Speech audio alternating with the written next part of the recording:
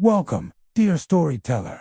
If you've ever walked through the quiet forests of New England past ancient oaks, along winding rivers, or over rolling hills, you might not hear it at first.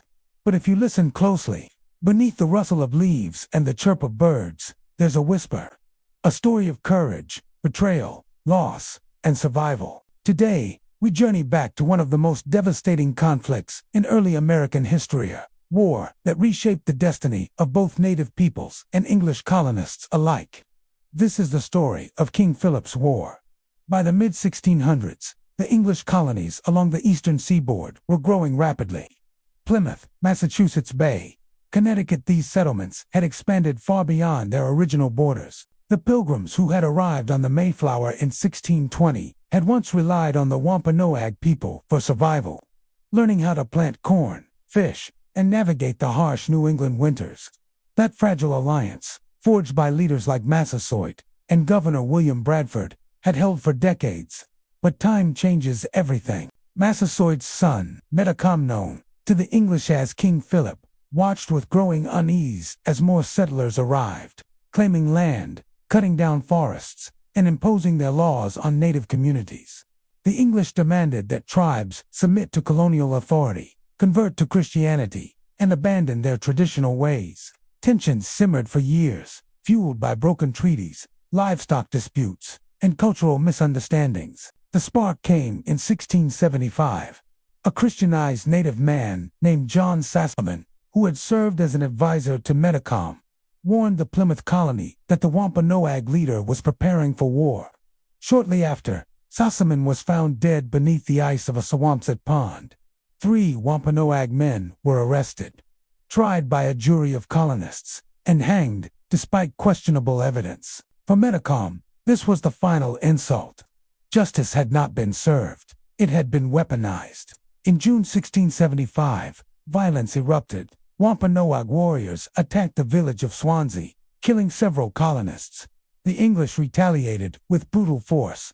What began as a localized conflict quickly spiraled into a regional war involving dozens of native nations, including the Nipmuc and Narragansett, who saw in Metacom a chance to push back against relentless colonial expansion. King Philip's War was unlike anything New England had seen. It wasn't fought on distant battlefields. It unfolded in barnyards, churches, and frontier homesteads. Entire towns were burned to the ground. Deerfield, Brookfield, Springfield all fell under siege. Colonists fled eastward in terror, crowding into fortified towns. Food shortages became common. Fear hung thick in the air. The colonists, though outnumbered in many engagements, had advantages: firearms, organized militias, and alliances with some native groups, most notably the Mohegans and Pequots, who had long-standing rivalries with the Wampanoag. The English also adopted increasingly ruthless tactics. In December 1675, they launched a surprise attack on a massive Narragansett fort in the Great Swamp of Rhode Island. Hundreds of non-combatants, women, children, elders, were killed in what became known as the Great Swamp Massacre. The Narragansett, once neutral, now joined the war with vengeance in their hearts. For nearly a year, the war raged across southern New England. Native forces won stunning victories, like the ambush at Bloody Brook, where nearly an entire militia company was wiped out. But the tide slowly turned. The colonists' resources, though strained, proved more resilient.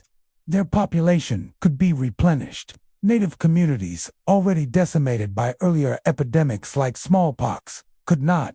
By the summer of 1676, Metacom was on the run. His allies were scattered, his family captured. His wife and son were sold into slavery in the Caribbean, a fate that befell hundreds of native prisoners.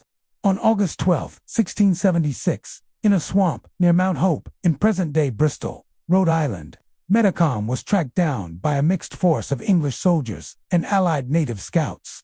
He was shot and killed by John Alderman, a praying Indian, serving with the colonists. His body was drawn and quartered.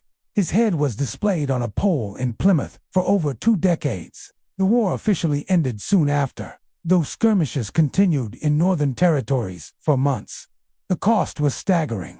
Of the approximately 52,000 English colonists in New England, around 1,000, nearly 2% of the population, had been killed. 12 towns were destroyed, and many more damaged. For native peoples, the toll was catastrophic. Historians estimate that up to 40% of the native population in southern New England perished through battle, disease, starvation, or enslavement. Entire cultures were shattered. Survivors either fled north to join other tribes, hid in remote areas, or lived under colonial control as second-class citizens. King Philip's War marked a turning point. It ended any real hope of peaceful coexistence between native nations and English settlers in New England. The colonists, hardened by bloodshed, adopted even more aggressive policies toward indigenous peoples. Land seizures accelerated. Cultural suppression intensified. The myth of the noble savage gave way to fear and dehumanization. Yet, the legacy of Metacom endures. To many Native Americans today, he is remembered not as a king defined by English titles, but as a leader who fought to protect his people's sovereignty, land, and way of life against overwhelming odds.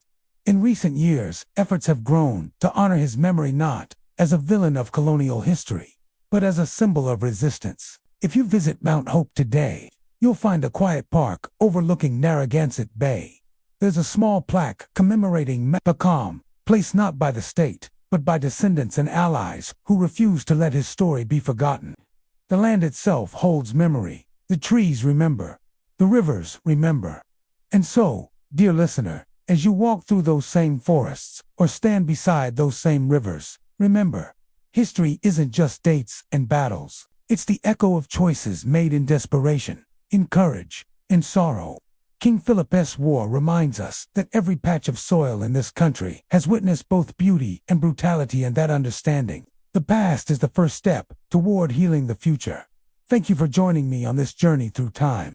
If this story moved you, please share it with someone who loves history as much as you do. Don't forget to like, subscribe, and hit the bell for more tales from America's hidden chapters.